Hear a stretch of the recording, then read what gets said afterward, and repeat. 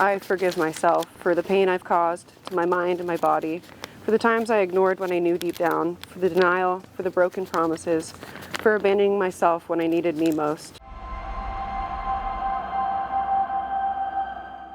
First, I want to start by thanking the entire staff here at Elevate.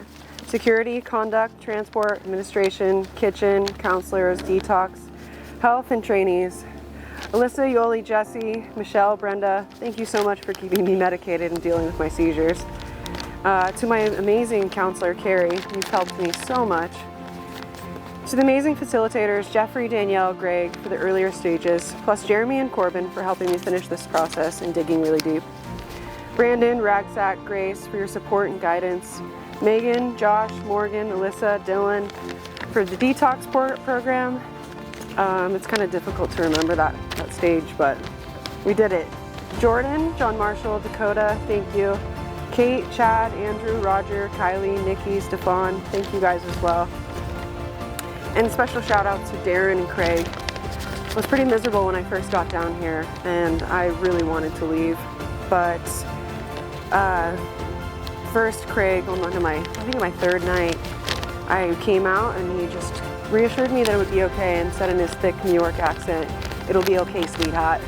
Next, I want to thank my fellow graduate and congratulate her. I know things haven't been easy, but I know you'll go on to do great things. And you cut so many hairs while you were here. Thank you for keeping all these guys from looking like overgrown chia pets. Now I want to talk to my family, talk to them about forgiveness. First, I forgive myself for the pain I've caused to my mind and my body, for the times I ignored when I knew deep down, for the denial, for the broken promises, for abandoning myself when I needed me most, for losing who I was, for wasting time I can't get back, trying to fill this void I couldn't even name, for leaving my family and hurting them, for being selfish when they just wanted me safe. Thank you guys for being here. Thank you for supporting me through this process so I could find myself again. It's been so long, and I love you guys.